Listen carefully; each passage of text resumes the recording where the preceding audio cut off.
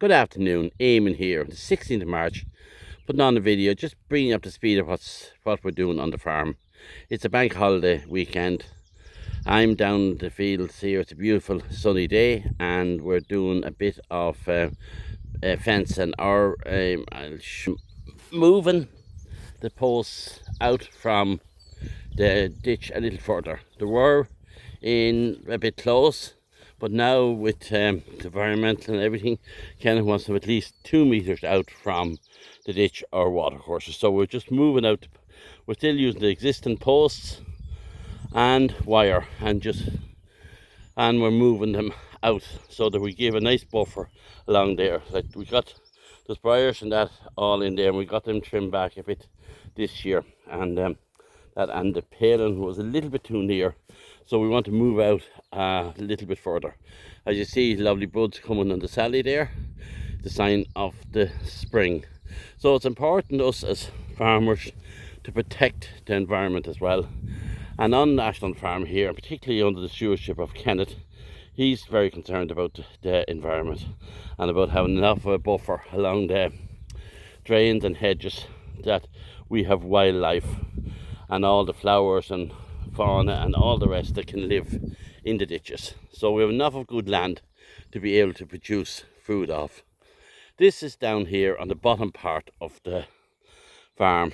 It's called Katie's Mowings. There's a woman called Katie Cullen that owned it, and the word mowings, I mentioned that word before on YouTube.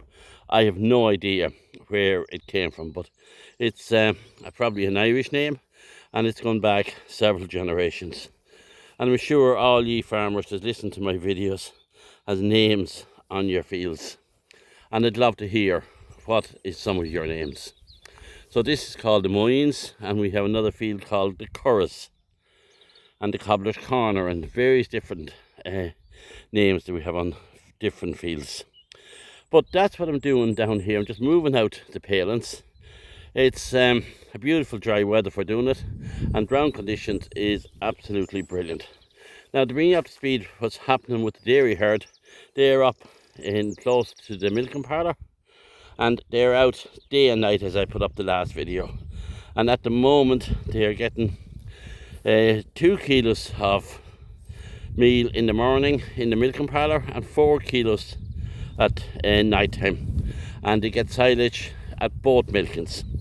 So they're probably eating in and around probably 2 to 3 kilos of silage, not a whole lot more. We have very good silage in front of them, but they're still just go down and they pick it, but they want to get back out to the grass. So they're getting probably 6 kilos. They're getting 6 kilos of meal, of a dairy ration. I think it's an 18%. I will just double check that with Kenneth. And they are getting at least maybe 2 to 3 kilos of silage, and that's bringing it up to 9. And they're probably picking up 7, 8, 9 kilos of grass outside, depending on the size of the cows and depending how long they're calved. A lot of January calved cows would be up to full diet now, so they're probably eating up to maybe 17, 18, 19, even maybe up to 20 kilos of dry matter a day. And they're getting plenty of silage is there for them, and they're getting the certain allocation of grass. And if it's a shortage of grass, they pick it up with the silage. So that's, as I explained to you the last day, about the way we do the rotation, the first rotation. And we expect to be back on the, I think, the 12th to 13th of April. Now, we have no fertilizer out yet. It was supposed to go out this week, but the week was a bit hash, and we didn't do it. So I presume it probably could go out early next week. David is ready to come to spread it, so as soon as Kenneth gives him the nod, he will come and spread the fertilizer. Because ground conditions, as I said, I'm going to keep saying that, is excellent for this time of year. We still have a lot of slurry to go out, but the only thing is that our slurry's gone a bit thick, and we're a little bit concerned that if we put too much of it out on paddocks now that have been grazed, that it might cake on top of them. Even with the dribble bar, it's inclined to cake and would dry off very quick. So I'm not sure what the plan is. Are we going to put out much more? Because I believe we have very near enough room to store the rest of the slurry. As I said, there's very little slurry being created now. There's only 5 or 6 heifers in. There's 2 suckler cows that due to calve. They're going to calve probably over the weekend, and then we have an empty cow and the one to calve in May. So there's very little in at night time. There's only 6, 7 or 8 or 9 cattle in at night time, and the rest is whatever slurry they're making at both milkings and that. So it's still a nice little bit. It still builds up, but if we have put out some, we'll probably put out some watery slurry and that, so, and see where we're going. So the cows at the minute, I think it's doing about 23, 24 kilos of milk. Ken is happy enough. Ken doesn't push for very, very high yields. He pushes to keep the cost down and have a good margin, and watches fat and protein and make sure that they consume enough of grass and try to get as much grass into them as possible and try to produce milk as cheaply as possible. At the moment, milk prices is reasonably good. Actually, they're probably very good in ones, and I know Lakelands has pulled it 2 cents back to I think 48 or 49 cents a litre.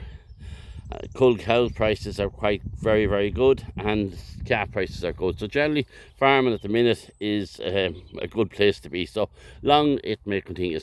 So look, I'll take this opportunity of wishing everybody probably a happy St. Patrick's Day. I probably won't put this up maybe until Monday, so Patrick's Day will be just on at the time. So anyways, again, thanks to everybody that subscribes to my channels, and please we pass the word around. I'm doing around 1,000 to 1,400 views. I want to get it to a couple thousand views.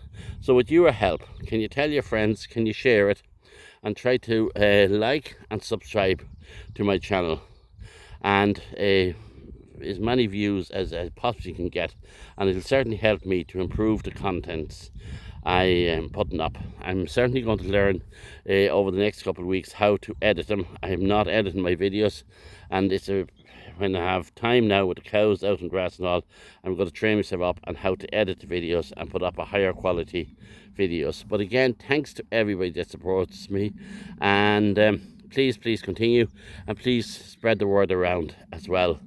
And I want to get as many subscribers as humanly possible, because I can get a little bit of money from YouTube, and the more people that subscribes, the little bit more I get. It's not getting very, very much, but it's a little bit, and everything would help. And particularly when I'm retired or semi-retired, it's a nice hobby, and it'd be a nice way of getting a few bob, and with your support I can do that, and I really, really appreciate that. Listen, thank you, and again, a very, very happy farming. And the non-farming people, I really, really enjoy your comments as well and your questions. I really enjoy everybody's comments and questions, so please continue to send them in. From Eamon here, from Ashland Farm, down on the bottom part of his farm on a beautiful bank holiday weekend, wishing you all happy farming. Thank you.